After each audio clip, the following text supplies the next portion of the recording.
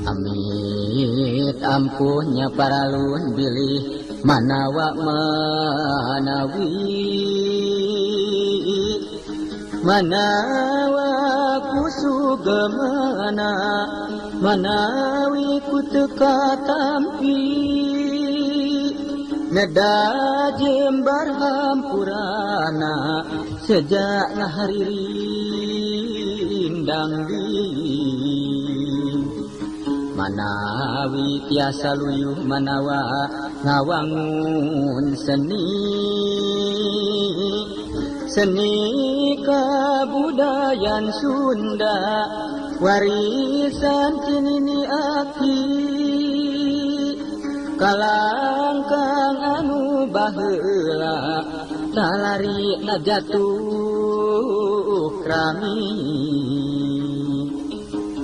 bilih kasambat kasebut kasebat kasabit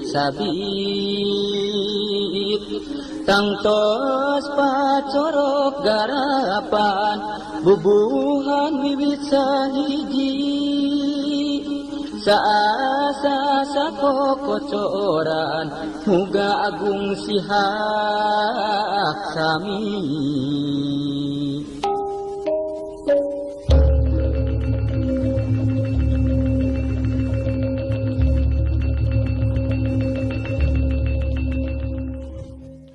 Assalamualaikum warahmatullahi wabarakatuh. Wilujeng enjing sadayana patepang deui dina pangajaran bahasa Sunda. Dina danget ieu urang bakal ngabahas materi ngeunaan sawer. Tadi hidup atos ningali contoh sawer anu aya dina kahirupan urang sapopoe. Nyaeta sawer ngeunaan nyambut panganten. Nah, hayu urang bahas sami-sami materi ngeunaan sawer. Sawer teh biasana sok dihaleuangkeun atawa dikawihkeun dina wirahma rancag. Rumpaka sawer teh ditulisna make patokan pupuh atawa tembang kidung. Sawer teh kaasup kana wangun karya sastra puisi.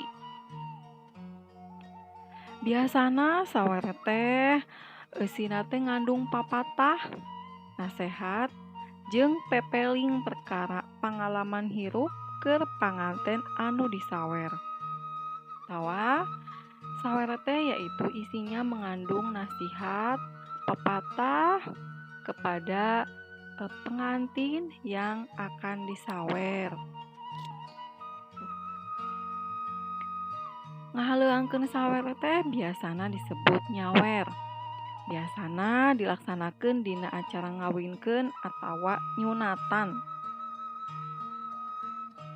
Disebut sawer teh lantaran tradisi nyawer dilaksanakeun di panyaweran atawa taweuran.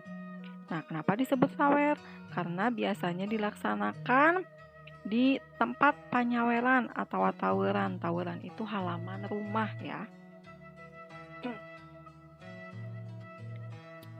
Nusok diawurkeun teh dina acara nyawer biasana beas koneng meunang nyiksikan duit kencring jeung permen.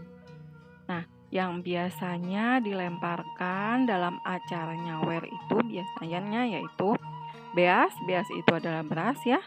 Koneng meunang nyiksikan, koneng itu kunyit yang sudah dibersihkan kulitnya. Kemudian uang logam dan permen. Nah, sakitu wae penjelasan ngeunaan sawer. Contoh sawer teh tadi anu aya di awal video. Mangga ayeuna dikerjakeun pancena anu tos aya di Google Classroom. Sakieu wae ti Miss Popi, kirang langkungna Miss Popi nyuhungkeun dihapunten. Wassalamualaikum warahmatullahi wabarakatuh.